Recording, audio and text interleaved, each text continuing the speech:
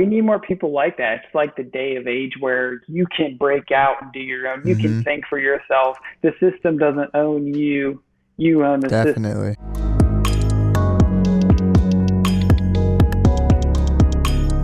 Hey everybody, welcome back to the Jesse Nyberg Podcast. Thank you for joining. If you're on the YouTube, make sure to like, comment, subscribe, rate and review on iTunes, all that jazz. We need some more of that. I'm here today with Fender. Really excited to talk to him. Super talented logo designer that I've been following on Instagram for a little bit. And how's it going, man? Good. How are you, Jesse? Not bad, not bad. We're just talking about the time difference. I'm sure you've been up for a while, other than me getting up kind of late. Totally understandable, man. My schedule is pretty random. So, yeah, sometimes it's early, sometimes it's a little late. Yeah. And are you, you're like full-time just with your studio and freelance stuff, right? That's correct. Yeah. So do you usually set a schedule for yourself, or you kind of work when you want with the different projects and everything?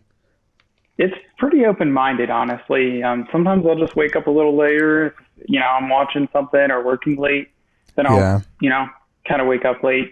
Other times I can't really sleep because I got a lot of ideas, or I just got a lot of energy, and I'll get up at like 6 or 7. Yeah. Sometimes that's because of noisy neighbors too, and I'm like, I just got to get up and work and create. So, yeah. And by the way, thank you for having me on. Forgot to say that earlier. Oh yeah, Appreciate of course, man. You're definitely. I actually found out about you from a previous guest. I talked with I don't know if you know them, but Kel Lauren, and they're a designer from Portland, YouTuber and stuff, and they recommended you as someone that they like to follow that is very different from their style, like just to get inspiration from. And ever since then, I was like, man, because you're like, if you haven't checked out Ethan's work, definitely go scope it on Instagram. Very, very strong, like modernist logo style, like kind of very reminiscent of a lot of like Aaron Draplin stuff too. And I really like your work is really great. So yeah, I just wanted to say that off right from the top, man. I'll have to take a look at their work. Yeah, I appreciate the shout out, and yeah, thanks again. Yeah, most def. Good to be here. What kind of stuff have you kind of been up to lately?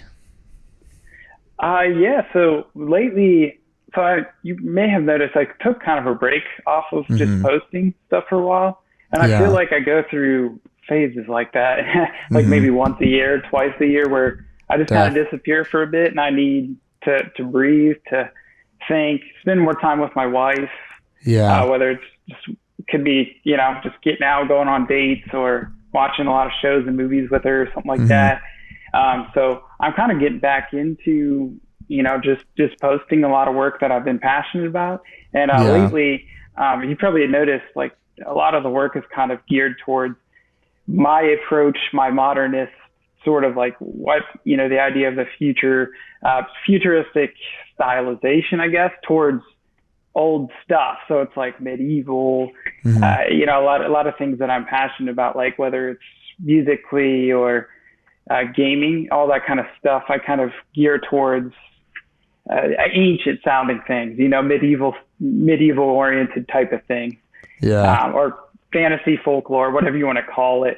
So my content's kind of gearing towards that, not only because I'm passionate about it, but I think it's just a fascinating thing to dive into,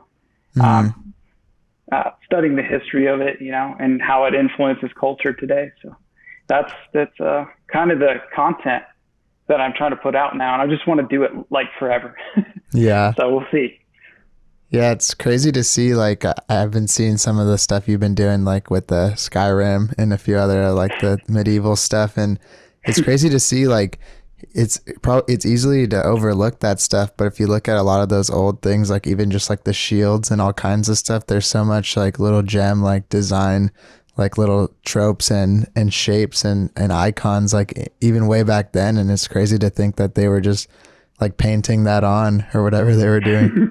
Oh yeah, it's insane to think about any kind of, even like the whole 60s, 70s, like maybe that was kind of became a trend to study that and collect those books. I kind of noticed that over the past maybe 5 years. But, you know, it should be a good trend that never, you know, people never get rid of, right? And they kind of dive into that craftsmanship and the patience that those guys had before we were able to do it on computers, which is kind of the easy mode, right? Yeah. So I've been trying to even push myself just to draw a lot more and share more of that too. So I don't always have the greatest habit of like including that with every post, but I'd like to kind of get to that point, you know, just walk people through stuff a little more. And then of course you've got a handful of people, and I have to apologize because they've asked several times for tutorials or videos how to do stuff. And you probably know, having talked to you earlier on chat on Instagram, that I'm a little weak when it comes to recording type of stuff and video, audio. So it's something I have to really carve out time for. Yeah. And that stuff, like, it's good though, to kind of show some of that background and process, because especially with a lot of people's Instagram and stuff, everything's so curated and like perfect. It's nice to see like how people got there, because it like humanizes it a lot more. Like you could look at your page and just be like, damn, this guy just busts out logos so quick. He's like really good, but you got to see like the work that you put into it. I'm sure you have tons of sketches and all kinds of process that before you get to like that final mark. Yeah, absolutely. There's quite a process to it. And some things obviously come a lot quicker than others. And of course, you know, when you're customizing things, that takes a lot more time and effort. So I think that goes into the whole rationale of how you talk to, you know, if someone questions, oh, why do you cost X amount? And you can't, you know, kind of walk them through without feeling defensive about it. You're just trying to be practical and, you know, help them realize that it's not always for everyone, right? If you have like, I don't know, premium price, I don't think I do have a premium price, but, you know, kind of walking through people, that always is something that I'm learning a lot. Every time I'm learning a lot when, when I do that conversation. Yeah. It's kind of fascinating.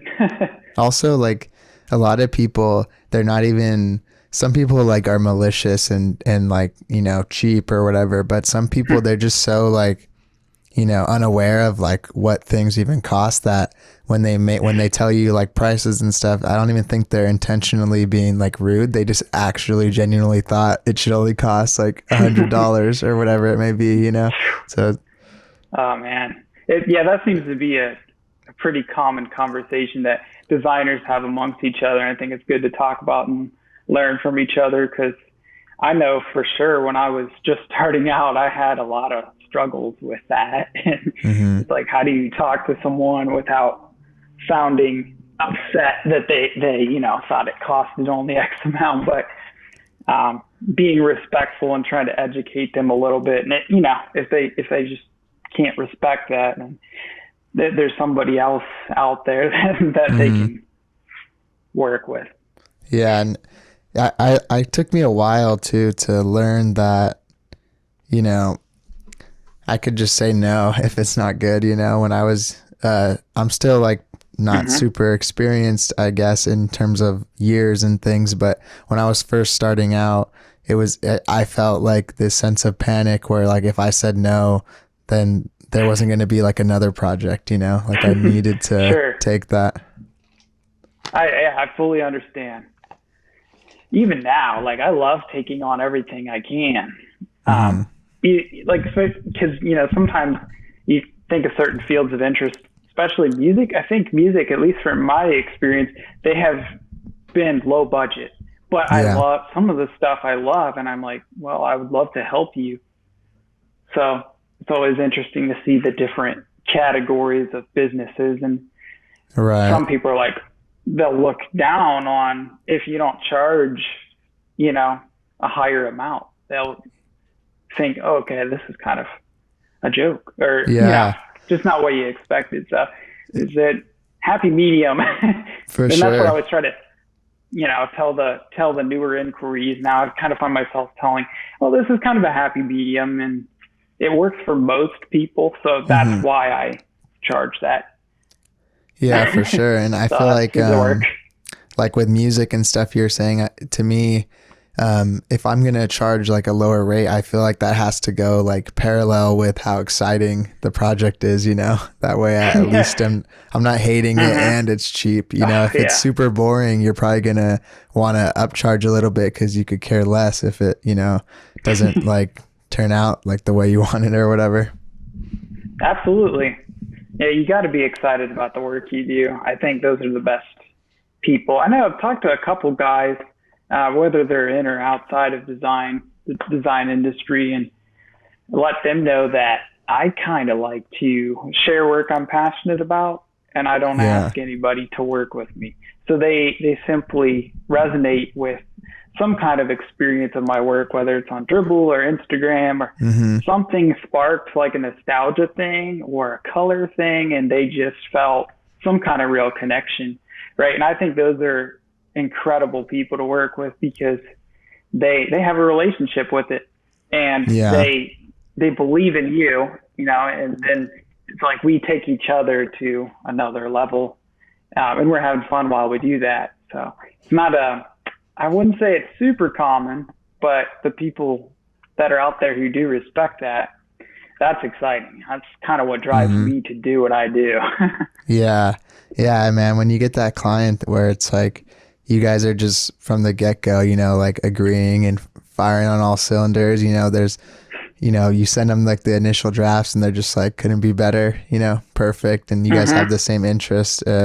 That's like, that probably happens to me maybe like every 5 or whatever, where it's like really just like perfect. And I mean, that's what makes you really feel like excited about freelancing and stuff like that, because it gives you, it's like a nice little boost that you need after working on like a project that may have dragged on or something like that. Oh yeah, we've all been through that, right? And so I think that's part of the tool aspect of all these different social media platforms. And I can tell you're very well in tune with using many of them, and that's smart.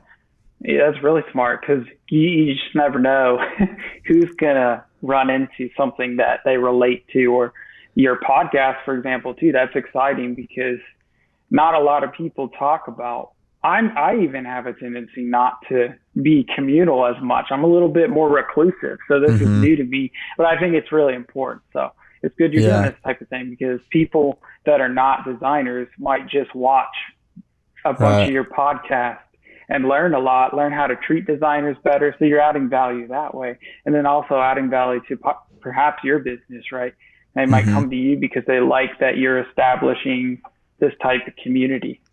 Yeah, there's definitely like 2 lanes, because not only am I interviewing with like designers, but I am trying to keep it like somewhat broad, where I've had like a few artists, I've had on like a producer coming on, like just kind of creatives in general, but design's definitely like at the forefront, just because that's in my network. Those are the easiest people to access because we're mutuals in that sense. And then there's also the people that just like the guests because they admire their art, you know, so then they get to listen to stuff, and then the people that actually are designers also get to listen, and it's 2 different viewing experiences, but I think it's beneficial to like both of those parties for sure. And I wanted to get into this before, but I was kind of wondering like if you could give me a little bit of background on you just as a designer, kind of tell people how you got to where you're at right now. Sure. Yeah. So I'm actually from a small town called Utica, Ohio.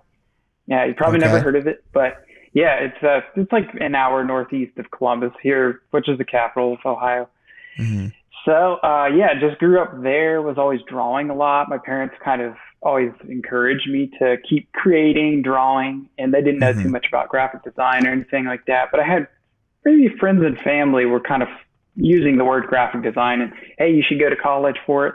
And I had no idea kind of what that was. And my brother went to the college kind of nearby, Mount Fender Nazarene. So that's where I went because I looked up to him, still do. He's a lot older than, 16 years older than I am. Oh, wow. Went there, did design school for 4 years, bachelor, you know, and kind of got out. Like I was a little bit of a rebel in class because some of the assignments I would always surprise the teacher at the end when they would say, do this. And it would be like, yeah, sounds good, but let's just see what happens. I don't know. There's something really fascinating about surprising people with stuff. You don't always like just, they don't always know exactly what's going to happen. So you give them something a little different. So I think I was a little bit of a rebellious student at the end.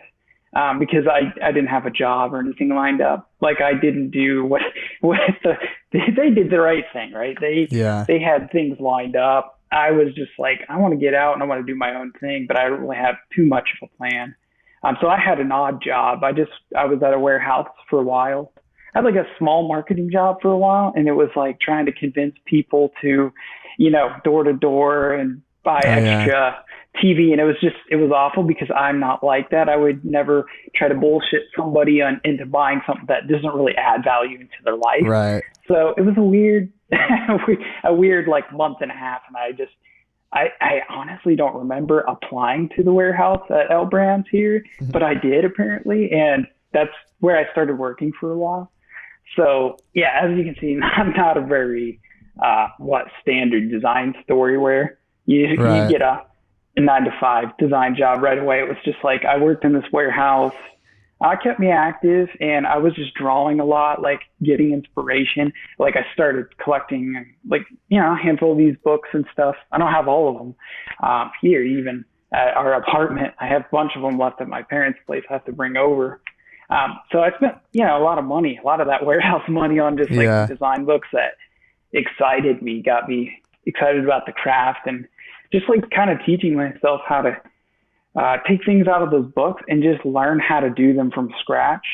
I used to come home because that was that late shift. So I used to just come home and it would be like 12 o'clock and I would just dive into it for another 3 or 4 hours and then wake up late. So it was kind of that, I guess, a schedule I never thought I would have, like staying up super late like that and just working on stuff that I was excited about that nobody else knew I was that excited about it. But of course that was Instagram. I started kind of creating my Instagram stuff. And I think over time it's just become more organized and sort of more strategic as far as like the brand essence of the black and orange and, just stuff that's like a little bit more modern and cleaner. So that, of course that took a while and everything. Well, long story short, I know I'm probably rambling. No, you're good. I was at the warehouse, and that warehouse was the company. So the company owns like Victoria's Secrets, Bath and Body Works. They're just called L Brands. And so I was there, but I made some connections, and I actually got connected into a 9-to-5 job, like 2.5 years into that like warehouse job. And so I just started doing production work. So the intro was kind of like, are you cool with the fact that you're not really going to do creating your own stuff all the time? Because we see like your portfolio has all this crazy symbol stuff and it's not really what we do. But I was like, yeah, of course. I mean, it was a lot more money. And at that time, it was ideal to just make more money and to learn some stuff in like a design job. So it was like basically sign art, right? A lot of like art directors, creative directors over me telling me how to do that type of stuff, how to work with color, get really good with Pantones and just the production aspect of it and sending them out to vendors, which as much as I wouldn't have like been proud or like not super proud of being a Victoria's Secret production designer, which is like laughable, right? Like someone like you see my work and it's like, what is this? How did this happen? I learned a ton though. Like there was some great value in that job that taught me just how to be organized, how to be systematic. And I definitely took those habits, those good habits, and applied them to how I build files now and InDesign files, like making an agreement and stuff. Like I'll do it in InDesign and I actually kind of try to make it somewhat creative, not just this like antiquated 11 or 15 page thing that it's like old English kind of style writing. I do like a 2-page simple. Maybe it's not the best way, like lawyers would probably frown upon it, right? But you're talking for like your contract and stuff, basically. Yeah, just like a small written agreement, something. I'm pretty, I guess I'm old school, just pretty simple. Like, I keep my word, you keep yours, we're chill. Let's just do something awesome together and stay aligned with the project. So, yeah, and that production work, it really is like, when I was working at this one agency, there were some projects I'd be on where we were heavy in big out of home like advertising and stuff for movies and things. So we had to learn a lot about Pantone and like color correction and InDesign and getting stuff ready for print and all that. And it's not very like creatively exciting, but it's not something that you would seek out on your own. So it's good that you were kind of forced to learn it, and also that like it gives you just even that more drive that you wanted to go home and like open the book and draw for 3 hours because you had to do that other shit at the 9 to 5, Dude. Yeah, it was exactly. I fully relate to that aspect. And I mean, there was times where I think it's weird because I'm not a groupie, right? So I didn't go to lunch and talk about celebrities with people. I was kind of an outsider where I'm like, did my own thing and always thinking about like how I can improve design stuff, whether it's like stuff I see out in the world or things that I want to work on and share with people. So I'm kind of wired like that. And it can be, I think a lot of people thought I was a little bit, I don't know, off-putting or just not social. Yeah. So that was kind of weird there at that 9 to 5 environment for me. It made me pretty uncomfortable. But there was a couple people too that were ahead of me or that had been there longer who I think they supported me and they tried to encourage me. So I'm grateful for that because, well, okay. So, I was there for 2.5 years or something like that. So warehouse 2.5 years, there at VS production 2.5 years, something like that. It was like October 2019, I got out. Well, so they were doing layoffs, right? And it was weird because the day before, a coworker told me, "Hey, I think something weird's going on." Because a lot of these people are in tune, like they talk to the creative directors. I'm a little bit more like I do my own thing. I do exactly what you need me to at the best I can, but I don't go to I wouldn't go to the art director's desk to talk about anything outside of work. I guess that's just how I'm wired. So they do stuff, right? So I was like, okay, well, I better prepare myself for some kind of change or if I got, get let go or whatever. Yeah. The next day I get laid off. So, and they all knew I did my own business. I was always like, people always ask me like, what'd you do on the weekend? I worked on stuff. I made more money than I did here in like 4 months and in a week, So yeah. It's just funny. But no, it's like stuff I love to do, right? So I kind of felt weird every time people were asking what I was doing on the weekend. But yeah, man, it's weird because it's literally the best thing that happened to me, and I don't know what the intentions or the reasoning too much was behind those layoffs. And I think there was like maybe 50 or 60 people just throughout the entire building that were laid off. Wow. So I like to think maybe they knew I did something else already because other people went home and chilled, right? They didn't work on stuff, and that's okay, right? A lot of people love to do that 9 to 5. That's cool for them. I don't look down upon that. And so that happened. And I immediately just felt relieved. I felt so excited. I felt like more free than I'd ever felt. And it was kind of weird because HR is talking to me and they're like, you seem kind of happy about this. Yeah. Like, you seem kind of excited. I'm like, well, I've been kind of working on stuff outside of this for a while and I love doing it. And I didn't feel afraid. I just felt excited. I felt excited to just, pursue it. So I don't know, in a lot of ways, that's really lucky for someone like me, because I tend to overthink. So I thought about this the whole time I was there. Basically, after a few months, I was kind of bored doing production work, still learning some good stuff, but bored because I felt like I wasn't challenged. And it's like, why can't I creative direct? It's kind of like when you do your own thing, like I don't hire anybody. Like to do taxes, I pay tax act, whatever amount. each year, but I don't have anybody to hire because I have a certain way I do stuff. And those standards are exciting to me.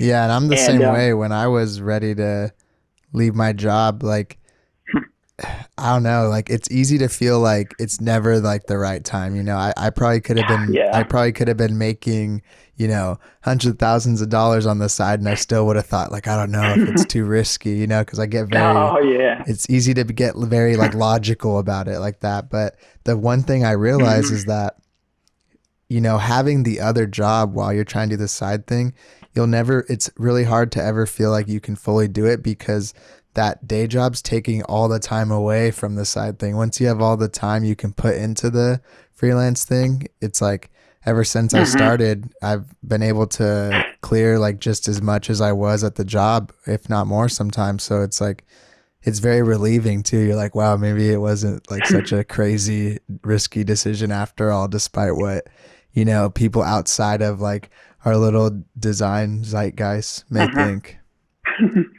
No, that's super exciting and good for you. Congrats for you, because I encourage it. I mean, more power to you for just actually doing it without getting laid off. You know, I mean, I just got kind of lucky there. So I try to make sure people know that I feel very fortunate that it happened, you know, because now I just feel free to do what I need to do. And I think, I don't know if it's like, you know, building a following or not, because just Dribble, I don't have a ton of, you know, a big following on there, but people are starting to send a lot more inquiries than they used to. So just sharing anything that you're excited about, I think there's something like kind of not spiritual, but something special about when you put your magic into stuff. Yeah. Someone out there is going to be obsessed with it almost. Like there's a lot of people out there, and sometimes they'll be like me. If I were a client, like, I don't know if I should go with this person. They do that because I've had people watch me for 3 years. And I'm like, man, this is crazy. Like, I had no idea that you were, you know, watching the work. You were just, you know, waiting for a time that you thought was better to reach out and stuff. So, I mean, we need more people like that. It's like the day of age where you can break out and do your own. You can think for yourself. The system doesn't own you. You own the system. You can think for yourself. Be a rebel. Like, fuck the system. I'm totally against. Like, that's, like I said, as a student, I feel like that's something that I was just inclined to kind of break the rules and stuff. And I don't know, there's something fun about it. Like, there was the same people in my program that were like rebels or whatever, and like kind of went against some of the stuff. And those are the same people that are doing the best now. The people that were just straight and narrow, like, they're kind of like, they couldn't find a job right away, and then they kind of didn't know how to think on their feet, you know? Oh, dude, that's crazy. Interesting to hear that. Yeah, I think there's something special about that, because it also says that you're not just, you know, like, we see so much graphic design per day. Like, you can go on Pinterest and see incredible stuff, or Instagram, whatever it might be. But like, just kind of sometimes taking a break. I notice for me, like, not looking at that stuff for a while. I'm kind of researching more because I've got a handful of clients. So I gotta check out, make sure I'm not like duplicating something and looking too similar to people. I've got to be aware of that because that's part of the job. But sometimes it's incredible just to take a breather from all that and not see anything on the internet. Just try not to look at any other people around you. I think that might be a little bit of a uncommon way to see it or to view it, but it can help a lot, because then you start just drawing ideas.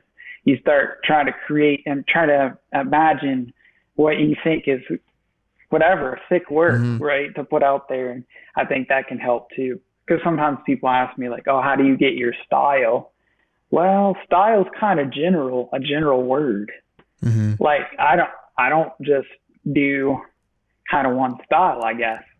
You know, I go through a lot of different phases of experimentation. So I guess experimentation is the style. Have you always done, I guess, style is kind of like a broad thing to say when you're talking about like something so specific, but have you always kind of worked, brand identity and logo design and somewhat in this, let's call it like look of experimentation or however you want to classify? Have you always kind of been with that, I guess we'll just say style, lack of a better word? Totally, man. I think for the most part, right? I mean, there's definitely some guys, even the Spiral cover over there in the Packaging International by Wim Crow. I don't know exactly how to say. I think there's a different way to say it, but yeah, he's one of the greats. And so guys like him, Saul Bass, I kind of heard about that stuff in college a little bit. Some other guy, well-known people. And then you hear about other guys like Cruz Novio. I don't know if you've heard of him, but I don't think he was really popular. Or the Counterprint came out with a book that's awesome that, and his stuff was extremely structural and bold, and most of it's done on grids. And I love that kind of stuff. I gravitate towards it.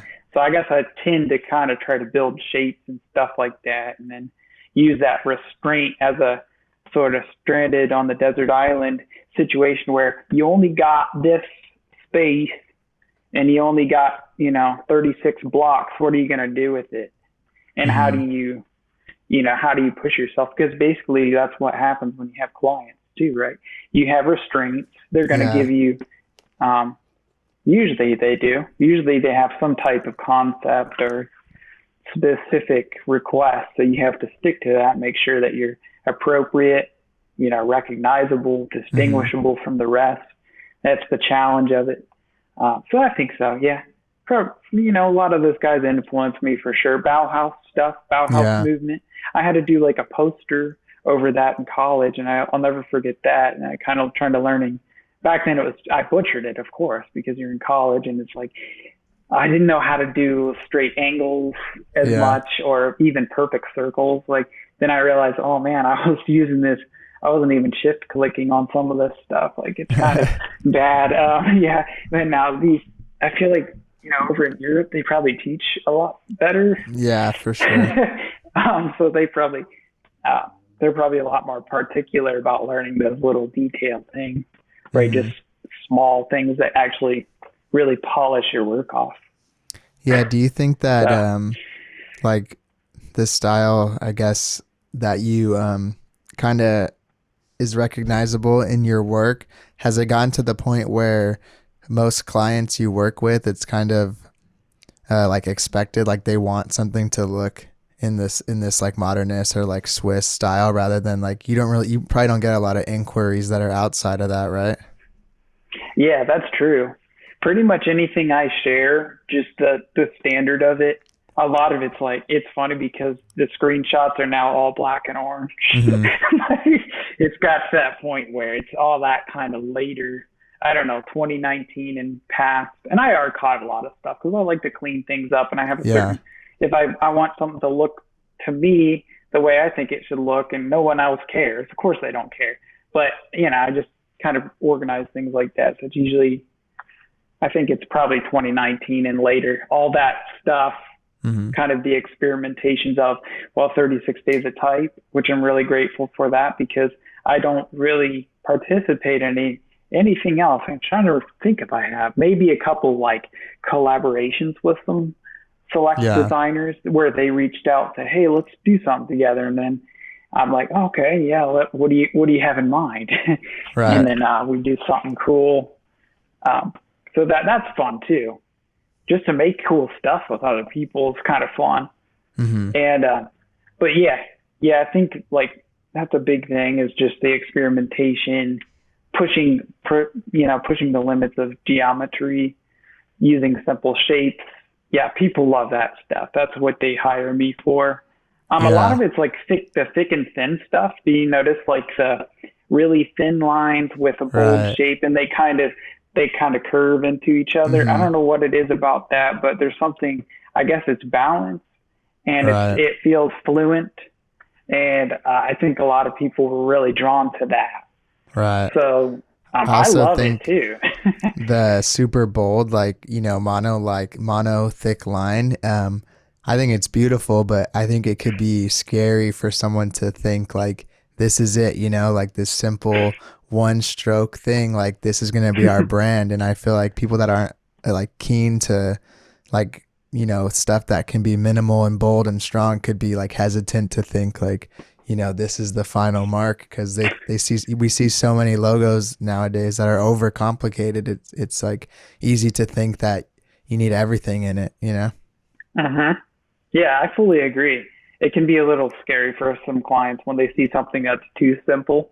Mm-hmm. So I think it's important for me to have a variation of work out there on Dribble, Instagram, whatever it is. Yeah. Still really weak at website stuff. So I got to get that out there. My wife is always like, okay, you have to decide what kind of projects you want on that, and then decide what kind of projects you want on our LLC, which is courier design, and just kind of differentiating a little bit. Cause I've had a handful of people, comment, oh, what's the difference? Or this person took from you. No, that is me. I just, I do some stuff for fun here, and then courier usually will have a little bit more client projects or mock-ups. Yeah. How do you, yeah. like when you get inquiries, I guess, do you kind of feed it through there, or are some projects you as an individual identity and other projects taken through like, cause courier, for people who don't know, it's you and your wife, right? Is like a team. Mm-hmm. Yeah.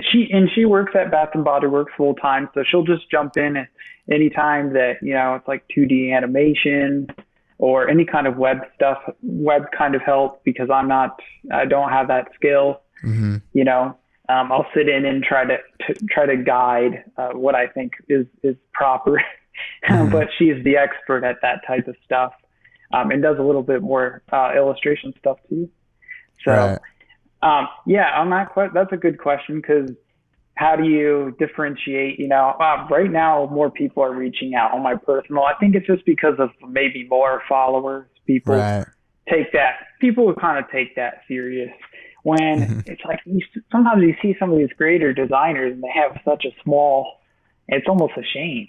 Yeah. Because not that many people know about me. I'm just kind of trying to build something myself too.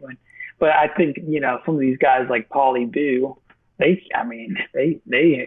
have been around for a long time and have some really good books out, and they love the stuff they do, and they've influenced a lot of people. So it's always kind of interesting. I guess it doesn't matter too much, right? But I think clients might take that pretty serious. They'll see numbers and think so too. They think, oh, this person has 100K, I should go with them just because of that.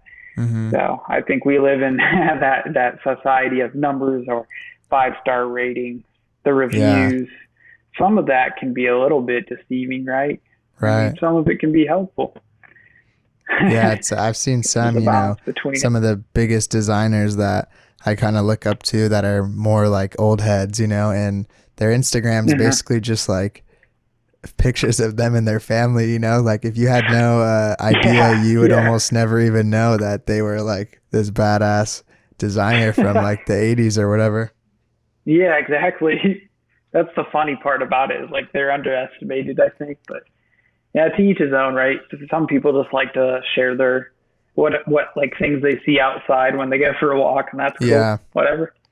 So, I think too, there's a confidence in that. Like when you see someone like that, I kind of assume, oh, they probably already have tons of clients without the internet. Like they don't even really need to advertise constantly, because they've built these relationships like almost like dated before. Like this whole like kind of weird dynamic even existed with like followers and all this stuff. Oh, I agree. Yeah. They've got, whatever big firm they work at, and they've got a whole team who takes care of bringing people in, things like that. So and they've known those guys for a long time. Yeah, you're right. That's definitely true.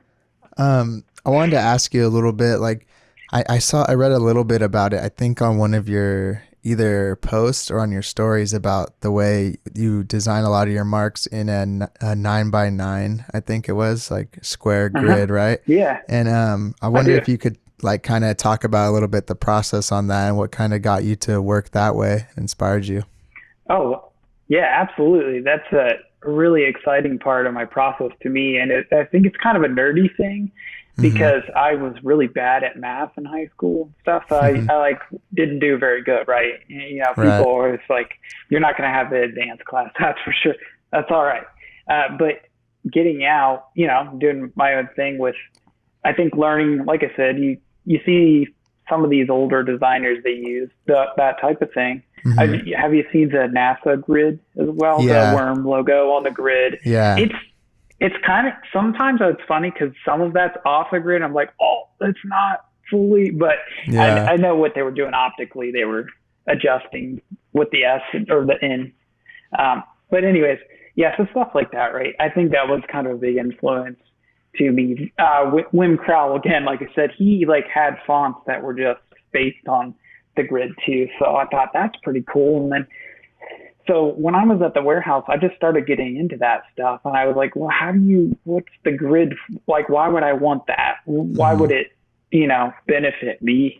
And it was weird at first because I tried it and it frustrated me. I thought, well, I don't have any freedom. I can't do anything on here. Because then I started learning the snap to grid feature. And by the way, the 9x9, that was just how my computer was set up, or like how Illustrator was set up. I think that was, maybe it was 10x10, but there's some kind of weird setting. I'll have to check it out. And because I messed with it helping out a friend last year, and his was 10x10. So we were trying to figure out, like, how do I use 9x9 and stuff like that. But so I stuck to the 9x9 just because I think it was default on my Illustrator. And after just trying to build things, I realized it was basically like Legos because you're snapping shapes together and it's actually perfected. There's no human error to a lot of the things you do when you snap the grid. So it's like if you're drawing something on a grid and you know what you're doing, you know that you want to connect this shape to this shape, then you know you can just do it really quick on the snap to grid. So in a lot of ways, it's interesting because you can see some people who are really talented draw a full, really nice, just filled out and shaded logo, right? Well, you see a ton of that stuff. That's great. But sometimes, like a lot of my sketches, well, I mean, even how these guys, I'm just real quick. I mean, this is not gridded, right? This is just really quick stuff off grid. Yeah. But I kind of know how to do most of this stuff on the grid now because I've just played with it a lot and like when to go on and off, to snap off, to snap on. But yeah, I was just trying it out. I was frustrated, like I said, and I got really into it though. After a while, it started making sense because it took away the human factor for a lot of stuff. So you start respecting numbers, and the numbers that I started realizing I thought were interesting to me, and you start to see some, I guess, ratios, but like 3s, 6s, and 9s, and then you like double that, so it's like 18 or 27, 36, and those, like, you start to realize the little tool on the top that it's like the measurement, it has all the pixels. So that just works for me. I tried it out a lot. I started experimenting with it, and I thought this was really cool. This was a fun way to build it because it's like Legos. You're just like snapping it together, and it kind of has this one way to go sometimes. So I guess just something that was a weird experimentation. I don't know. It's funny because Illustrator's it's loaded now, especially if you have like Astute Graphics.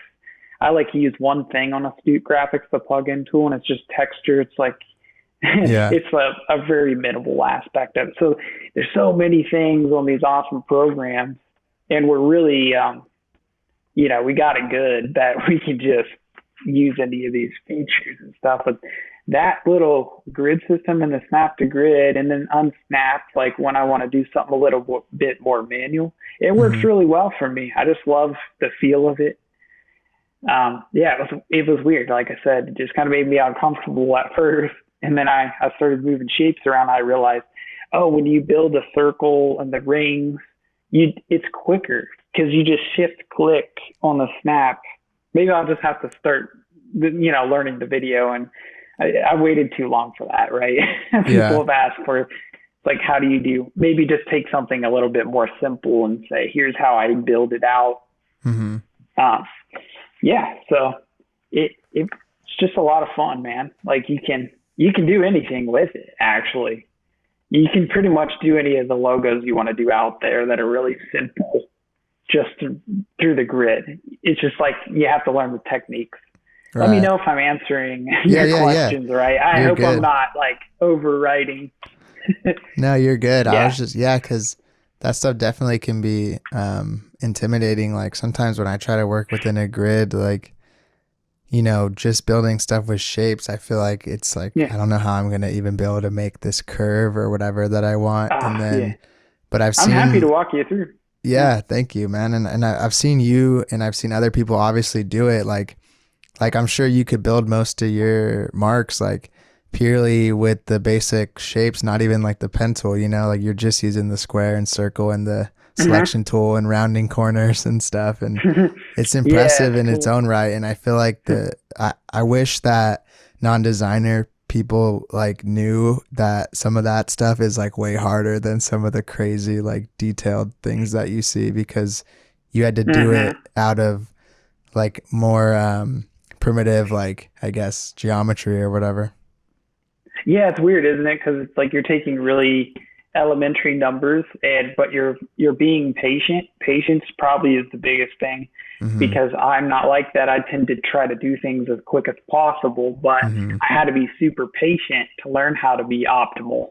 I had to take time to say, okay, if it's going to snap, how do you work with a few squares first, and then squares and circles, and then you focus on the circles, and then how do you do thick and thin?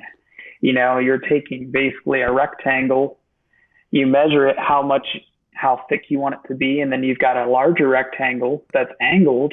You combine them with the shape builder tool, and you've got some kind of awesome shape that a handful of people are making like fonts out of that style too. I've seen a handful of people, in which I have to do that too. Kind of do my own take on that, but it's one of those things. You just gotta figure out how to carve time out, but it's a lot of fun. Like, just you've been thinking about that, out. Making a font. Yeah. Oh yeah. For a long time.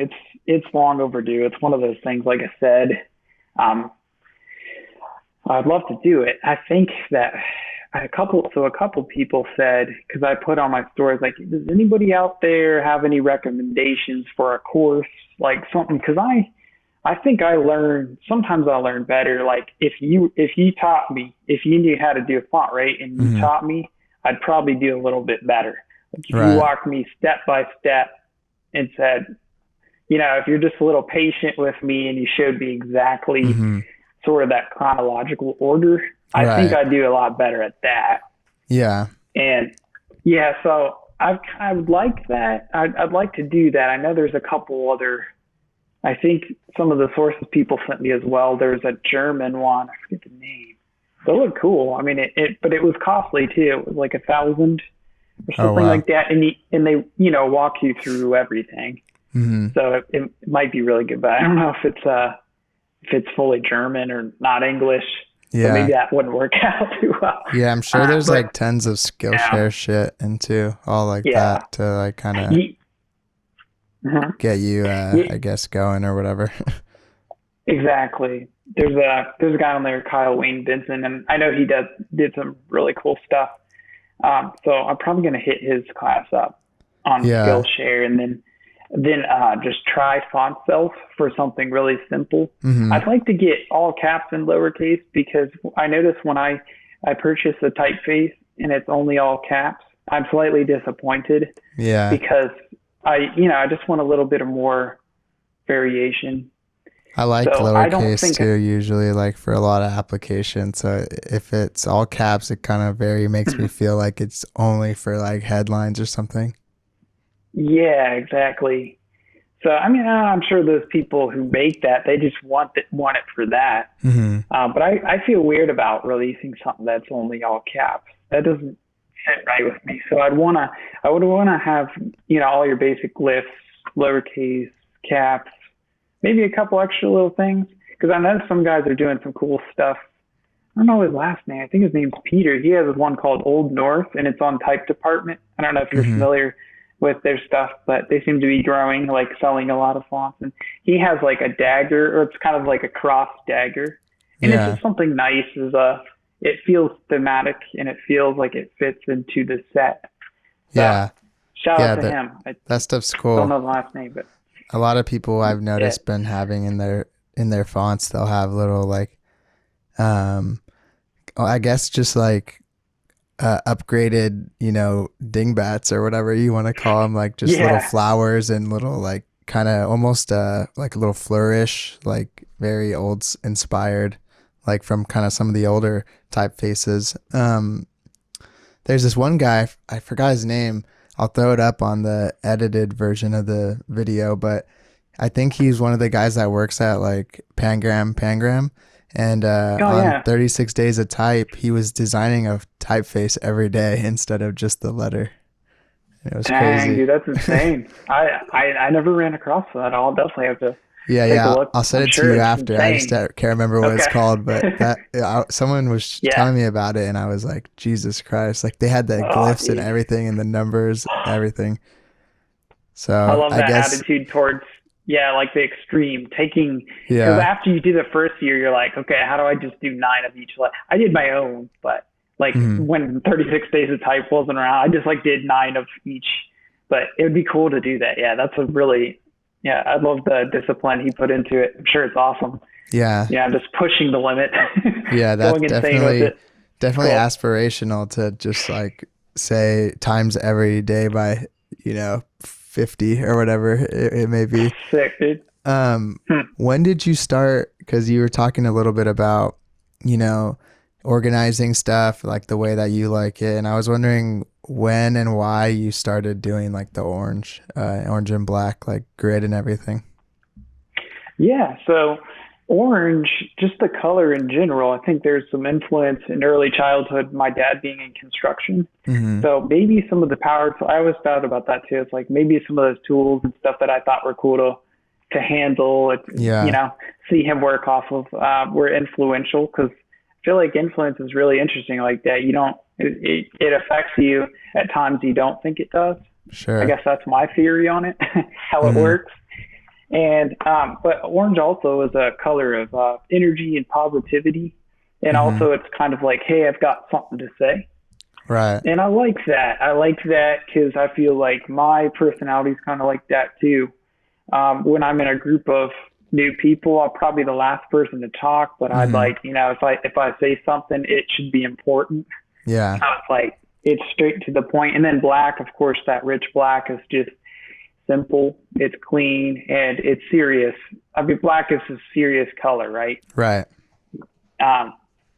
It's kind of like unreadable too. It's got a little mystery to it. The guy who wears a black t-shirt to work every day is kind of, you underestimate him maybe. Yeah. So I kind of think that's cool. But overall, black is just clean, and having a simple color palette. I mean, I use a beige, and I think it's just because it's easier on the eyes, and also the Bauhaus influence. A lot of those old posters and Soviet posters, they used like a light beige instead of a white, or at least the paper looked like that. Maybe it was just old paper. That's true. Worn out. So I like that easy on the eyes. I notice that white when I'm working on it. It hurts my eyes sometimes. So I use just a kind of a nice lighter beige. But yeah, I just love that. I'm very excited about that color palette. I've always loved it. I even got this, like, I found this beer beer bottle. And it's like, it looks more red probably to you. But it's kind of that red orange, and it's like, I just love finding things that are in that color palette too. Like collecting. My friend and there's this other designer, I'm not sure if you know him, but his name is Harry Vincent, and he uses like that same kind of red orange like all over. And it's funny because I'm looking at my phone right now, and I was messaging both of you guys, and you both have that orange right there. That's sick. Yeah, Harry's cool. He's very friendly. He actually just posted like something like Bread Buddy, like black and red. Like he posted something of my work and said that we were bread buddies. So I thought that was pretty funny. Oh yeah. Yeah. So, and it's cool because basically, even if you have something that kind of lives outside of that, will you just repurpose it into those colors to put it on your page and everything? Well, that's a good question. I think for the most part, because I like to have a palette, for me, it may be a selfish reason where I just like having it structured. And also, I think there's a lot of great designers out there who don't do that. And I think, man, if you just had some kind of consistency, of course, they've just got to be interested in that type of thing. But I guess I get caught up in details. With mine, at least, I'm like, well, I got to have some kind of, because in itself, it's kind of like a one big portfolio. So why would you have every color in the rainbow? I don't know. That doesn't make sense to me unless every post was rainbow or had some kind of coordination to it. Right. So it frustrates me when I see stuff like that. That's a little, I'm just detail oriented like that. So, a lot of the photographers I would follow, they all had that. They had some kind of theme with the fog, and it was like the gray blues or some kind of faded green, and every shot had some kind of, resonation with the other post, so it kind of felt like a set, and I like that. Yeah. You don't ever feel like restricted? Well, it's a good thing. I mean, I restrain myself a lot. I restrict grids or whatever it might be, and then client work, you get restricted and stuff too. So I don't get too frustrated by it. Maybe early when I first started, I didn't understand the benefit behind it, but I've had a handful of people ask, or clients, like potential clients ask, do you do any of colors? And it's like, no, I only know black and orange. So I don't know green, blue, yellow, or purple. So I'm just giving them a hard time. But I guess it is what it is. But it's nice to have something that people kind of know. Hey, he's the guy that does like crazy red, neon red, orange, or whatever, and black, because not many people run with it. Yeah. So I mean, how do you feel about it? Do you I like it as a viewer, and I've always wanted to do it. I've done similar things in the past with just even with something as minor as the background all being the same, or the or using just black and gray. I was doing that for a while. Like whatever client project I did, let's say it was a mark, I would just convert it, just only post the black version, right? Even if there was a full color. But I think for me, it started to overcome like where I felt like I couldn't put everything I wanted on there, and I didn't know how to like solve it. And like especially now with doing like video stuff, it's kind of like, what am I supposed to do? Like black and white video, how do you just, it kind of makes it look depressing or whatever. You're like trying to honor the whatever that color that people like to have in their backgrounds and stuff. I totally understand. That's different for you.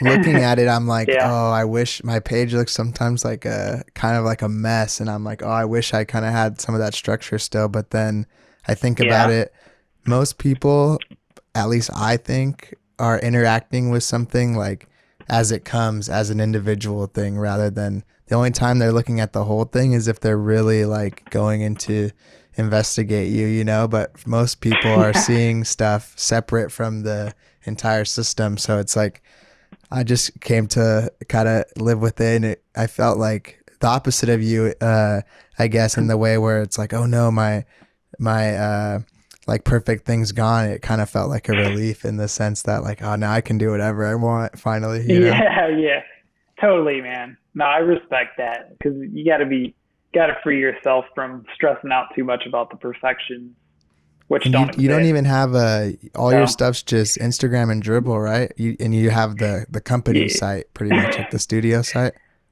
Yeah, that's it for now. I technically do have a website, but it's really not up. I have a few things on it, and I just need to really work through it and make sure that I have up there what needs to be up there. Probably just like, probably not even, maybe 6 projects or 9. Just keep it like kind of simple. Yeah. I get overwhelmed when I see a portfolio and it has like 20 pieces in it. I can't go through that. Yeah. So I'll probably just keep it simple. And I've also noticed like a trend that kind of, I think looks cool aesthetically, like it's very European, but the portfolios that are kind of just like everything's just text, and you kind of have to click on it to find the projects. Like there's no real like preview. You just click on the name of the client. I think it looks cool, but it kind of like stresses me out. Like I'm looking at like a web 1.0 site or something, Yeah. Yeah, I'll fully agree to that, because I think I saw, it's funny you said that, because I was on Pinterest just looking, because I get obsessed just finding typefaces, and these guys are like way younger than me, and I'm like, wow, this is insane. Yeah. Really cool to see. And one of the sites was like that, and I can't. I mean, it's probably great. It's just, it's like in whatever 108 point, every single word was huge, and it was too. And my wife's the same way. She's like, she gets stressed out. So I understand. Yeah, I think I always heard one thing from like one of my professors. I used to get so, and like my surrounding students too, we'd get so obsessed with the portfolio, and I just realized like it should just be like the container shouldn't outshine like what's the product inside of it, like I'm just trying to make my thing like have my name on it and the list of projects, and you go in there and the work is what you're looking at, not like the UI and how like, crazy parallax scrolls and shit. Like I just wanted to, sometimes I think the people overcomplicate it and it kind of takes away from the actual projects, Absolutely. Yeah, you can easily overthink it and then get caught up in the details that are not near as important as the core of product or service. For sure. You said too, like you shouldn't jam pack it either. Like I think it's good to, if you get a really good project you want to put in there, I try to keep the practice of replacing the worst one rather than just adding it on, or worse, exactly. I guess, of the 6 or whatever you want to say. Exactly. Yeah. Just, keeping it simple for people and what you think is your best work at the moment. I think that's what's important. Craftsmanship.